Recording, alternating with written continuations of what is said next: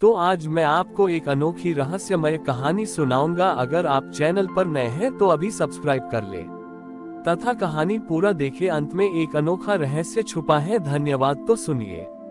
एक समय की बात है, एक नगर में रंगना नाम का एक अंधा चित्रकार रहता था। वह अपनी आंखों से दुनिया नहीं देख सकता था, लेकिन उसका मन महादेव की छवि से रंगा हुआ था। रंगना गांव के चौराहे पर बैठकर मिट्टी की छोटी छोटी शिव मूर्तियां बनाता था। वह मूर्तियां बनाता नहीं था, बल्कि उन्हें अपनी उंगलियों से महसूस करता था। उस नगर का राजा बहुत ही कला प्रेमी था।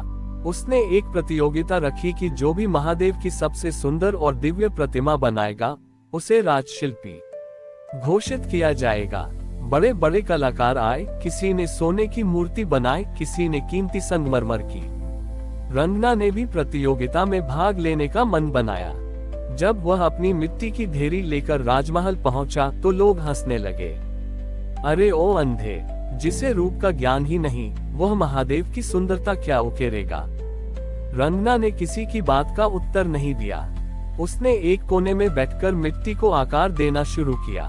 वह मिट्टी को छूता और कहता, हे महादेव, मेरे पास आंखें नहीं है कि मैं आपको देख सकूं, पर मेरे पास स्पर्श है जिससे मैं आपको महसूस करता हूं। वह मूर्ति बनाते समय लगातार रोता जा रहा था और उसके आंसू मिट्टी में मिल रहे थे।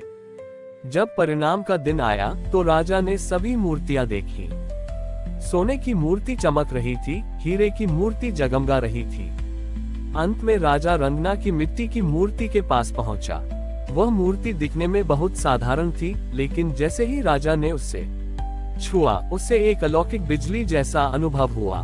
राजा को ऐसा लगा जैसे उस मिट्टी के भीतर कोई हृदय धड़क रहा हो। अचानक उस मिट्टी की मूर्ति से एक दिव्य सुगंध आने लगी, वही खुशबू जो पहली बारिश के बाद मिट्टी से आती है। देखते ही देखते उस साधारण मिट्टी की मूर्ति में से साक्षात महादेव का रूप उभरने लगा। वह पत्थर या धातु की नहीं, बल्कि एहसास की मूर्ति थी। तभी आकाशवाणी हुई, राजन, कलाकार वह नहीं जो केवल बाहरी सुंदरता को सजाए, बल्कि वह है जो अपने भक्ति के जल से निराकार को आकार दे दे। रंगना की आंखों में रोशनी नहीं थी, पर उसकी आत्मा में मेरा साक्षात प्रकाश था। इसने मुझे रूप से नहीं, भाव से पकड़ा है। महादेव की कृपा से रंगना की आंखों की रोशनी लौट आए, लेकिन उसने जैसे ही अपनी आंखें खोली, उसने राजा से कहा, प्रभु, मुझे ये दुनिया नहीं देखनी, क्योंकि मैंने अपनी बंद आंखों से जो आपका स्वरूप देखा है, वह इन भौतिक आंखों से दिखने वाली दुनिया से कहीं अधिक सुंदर है। महादेव प्रसन्न हुए और उसे अपनी अनन्य भक्ति का वरदान दिया। वह मिट्टी की मूर्ति आज भी उस राज्य के मुख्य मंदिर में स्थापित है, और कहा जाता है कि जो भी सच्चे मन से उसे छूता है, उसे महादेव की उपस्थिति का अनुभव होता है। रंगना की आंखों की रोशनी तो लौट आई थी, पर उसका मन अब भी उसी आंतरिक प्रकाश में रमा था। राजा ने उसे राजशिल्पी का पद दिया, लेकिन रंगना ने महलों के ऐश्वर्य के बजाय मंदिर की उसी धूल भरी कुटिया को चुना जहां उसने महादेव को महसूस किया था। कहानी ने एक नया मोड़ तब लिया जब पड़ोसी देश के एक महान दार्शनिक और तर्कशास्त्री पंडित तर्कराज उस नगर में आए। उन्हें अपनी बुद्धि पर बड़ा गर्व था। उन्होंने सुना कि एक अंधे चित्रकार ने मिट्टी की मूर्ति में प्राण फूंक दिए, तो उन्हें ये बात अंधविश्वास लगी। वे रंगना की कुटिया में पहुंचे और बोले, रंगना, मिट्टी तो केवल पदार्थ है और महादेव चेतना। जड़ पदार्थ में चेतना कैसे समा सकती है? मुझे प्रमाण दो। रंगना उस समय एक नई मूर्ति को आकार दे रहा था। उसने विनम्रता से कहा, पंडित जी, तर्क से तो आप रेत से तेल निकालने की कोशिश कर रहे हैं। महादेव को सिद्ध नहीं किया जाता, उन्हें जिया जाता है। तर्कराज नहीं माने। उन्होंने चुनौती दी कि यदि महादेव इस मूर्ति में है, तो वे इस पत्थर के सूखे बीज को इसी क्षण फलदार वृक्ष बना दें। उन्होंने एक प्राचीन सूखा हुआ बीज रंगना की हथेली पर रख दिया, जो सैकड़ों वर्षों से निर्जीव था। रंगना ने अपनी आंखें बंद की। उसने उस बीज को शिवलिंग के चरणों में रखा और अपनी उंगलियों से उस पर जल छिड़का। उसने कोई जटिल मंत्र नहीं पढ़ा, बस मन ही मन कहा, हे शिव, यदि मेरी उंगलियों ने आपको कभी सच्चे भाव से छुआ है, तो इस सूखे बीज को भी अपने अस्तित्व का बोध करा दें। अगले ही क्षण कुटिया की जमीन फटने लगी। वह सूखा बीज देखते ही देखते अंकुरित हुआ और पंडित तर्कराज की आंखों के सामने एक विशाल रुद्राक्ष का वृक्ष बनकर खड़ा हो गया।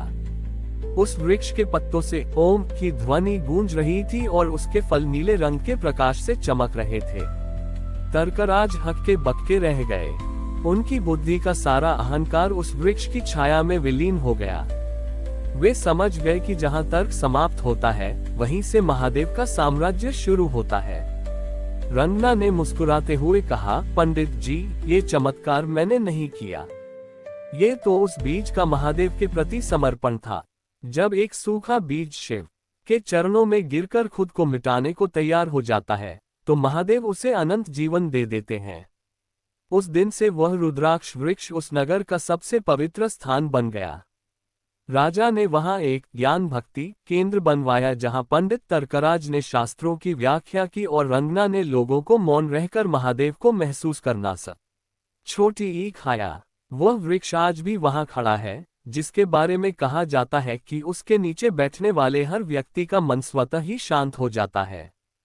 हमारी और भी आध्यात्मिक एवं अनोखी कहानियां देखने के लिए हमारे चैनल पर जाएं तथा धार्मिक एवं पौराणिक अनोखी कहानियां हमारे चैनल पर है।